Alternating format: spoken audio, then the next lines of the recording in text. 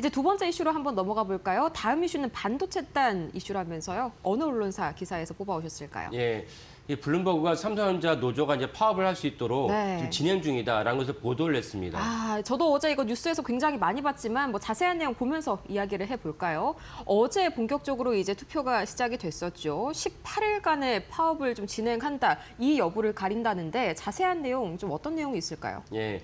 그 파업을 하기 전에 당연히 노사간이 협상을 하지 않습니까? 네. 협상을 했는데 삼성전자 노조는 세 가지에 대해서 이제 사측에서 제시했습니다. 첫 번째는 당연히 임금 이상, 7% 이상의 임금을 갖다 올려달라는 게 있고, 그 다음에 성과금 산정 방식의 투명성을 올려달라. 도대체 어떤 방식으로 이제 성과급이 산정되는지를 우리하고도 공개해달라라고 얘기했습니다. 사실 제가 볼 때 두 번째는 진짜 부차적인 문제라고 봅니다. 왜냐하면 재무제표를 보면은 웬만하면 어느 정도 영업이익이 나왔고 그래서 우리한테 성과금 얼마 정도 돌려줄 수 있다는 것을 다 공유할 수 알 수 있기 때문에 두 번째는 사실 별 문제가 없다고 보고요. 세 번째가 가장 큰 문제라고 봅니다. 세 번째가 뭐냐면 성과급의 상한제를 폐지해달라. 네. 아니 삼성전자 영업이익이 엄청나게 나는데 여기인데도 불구하고 성과급의 상한을 갖다가 설정한 다음에 여기에 공유했다는 것을 폐지해달라는 요구가 가장 큰 문제가 사측이랑 이제 충돌하지 않을까 싶습니다. 그래서 사실은 성과급 상한제를 갖다 폐지할 것이 폐지하지 않을 것이냐, 이 문제를 두고 사측은 동의하지 않기 때문에 노조는 그러면 우리는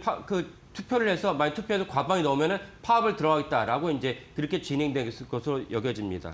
네, 근데 여기에서 좀 이제 제가 이제 반응을 보니까 삼성전자에도 노조가 있었나 이렇게 좀 의아해 계시는 분들이 좀 계시더라고요. 실제로 뭐 이 노조 역사가 그렇게 막 길지는 않죠. 예.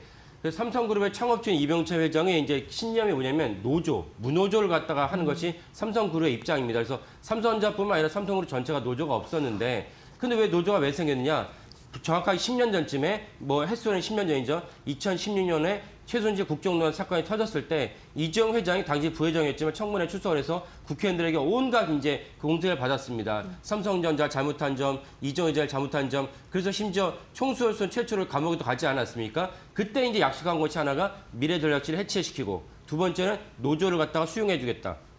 그래서 삼성 노조가 탄생하게 됐습니다. 그래서 탄생하다가 이번이 첫 번째 파업에 대한 이슈가 아니고 2년 전에도 파업이 있었습니다. 그때 많은 분들이 삼성전자도 파업을 하는구나. 네. 삼성전자 노조가 있구나. 그때 아마 인지하셨을 것이고, 그때하고는 다른 상황에서 이번에 삼성전자 노조가 파업을 가다가 투표를 진행 중인데 18일간 파업을 할지 말지를 이제 진행하게 됩니다. 만약에 파업이 결정된다면 당연히 주가이나 다른 방식도 안 좋을 것이다라는 사측의 입장입니다.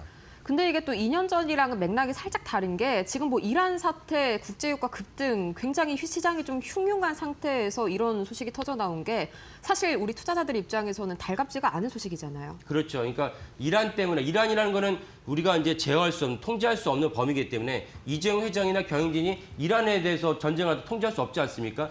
이런 가지고 유가가 $100 넘어가면서 오늘 미국 시장에서 유가가 다시 내려가지고 미국 시장 올라가긴 했지만, 유가가 $100 올라가면 사실 전 세계가 이제 패닉 상태가 들어갑니다. 이거는 반도체, H배, AI에 대한 문제가 아닙니다. 그래서 유가가 $100 올라가게 되면 전쟁 안 쳤기 때문에 이런 흉흉한 가운데서 과연 노조가 이제 파업을 갖다 결정할지, 혹은 사측이랑 다시 이제 물밑에서 협상을 해서 파업을 갖다가 이제 중단할지, 이걸 갖다 주목이 되는데, 만약에 파업이 실현된다면 당연히 주식 투자나 외국인 투자나 개인 투자나 금융 투자, 모든 투자자 입장에서는 삼성전자를 안 좋게 바라볼 수밖에 없다. HBM에 대해서는 삼성전자 19년도에 HBM 사업부를 해체시키는 바람에 하이닉스에 뒤처진 2등 기업으로 떨어졌습니다. 여기에 대해서 위기를 갖다 이제 모면할 수 있겠다라고 삼성전자를 밝히는데, 이때 파업을 갖다 하게 된다면 또 다른 악재라는 것은 분명하게 보입니다.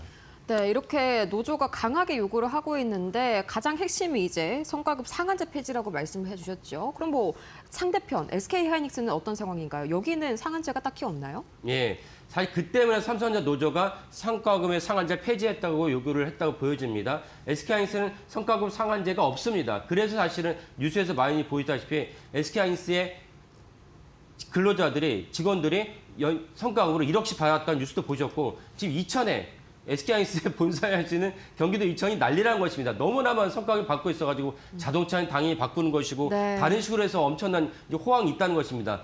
그거를 누가 다 알고 있기 때문에, 신문기사를 봤기 때문에 삼성 노조 입장에서는 성과급 상한제를 우리도 SK하이닉스에서 없애달라라고 요구를 한 것이고, 그다음에 삼성전자 사측에서는 그럴 수는 없다라고 팽팽하게 맞붙으면서 이제 파업 투표까지 이제 진행되고 있는 것입니다. 그래서 이 부분이 사실은 좀 전향적으로 바라볼 필요는 있다라고 보여집니다.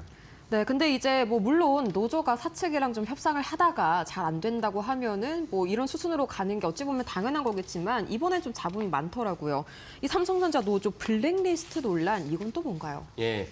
그러니까 파업을 갖다가 법적인 절차에서 파업을 할 수는 있죠. 그래서 우리나라는 사실은 민주주의 국가에서 일정 이상 규모가 되면 노조를 결성할 수 있는 자유가 있습니다. 그런 것을 삼성그룹이 얽매였다고 억지했던 것은 잘못된 것이죠. 그래서 이제 노조가 아닌 것은 이해를 할 수 있는데 이번에 파업에서 우리가 좀 눈여겨봐야 될 대목은 노조가 만약에 이번 파업에 실현이 됐을 때 파업에 불참하는 직원이 있으면 불이익을 주겠다.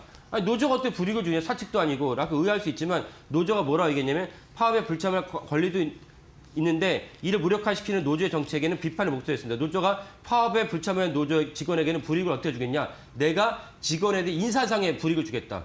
이게 사측이 결정하는데 노조가 결정할 수 있는지 잘 모르겠습니다. 그러니까 당연히 이제 뭔가 이제 비판의 목소리가 나오는 것이고 파업을 할 수 있는 권리가 노조에도 있다면 파업에 불참할 권리도 노조 안에 있는 것입니다. 이 점도 노조가 받아들이면서 사실 거기에 대해서 법의 형평성을 어긋나는 법의 테두리를 벗어나는 그런 인사사항까지 개입하는 것을 갖다가 노조가 침해하겠다 그런다면 당연히 이제 여론에서 뜨거운 어떤 목소리를 받을 것이고 여론의 비판의 목소리를 받을 수밖에 없다. 이 점도 역시 사측도 받아들여야 되지만 사측은 절차상에 따라서 파업을 할 수 있다면 받아들여야 되지만 노조 측도 역시 파업에 동참하지 않는 노조원의 권리를 충분히 인정해주고 보호해준다는 것도 분명한 목소리다라고 말씀드리겠습니다.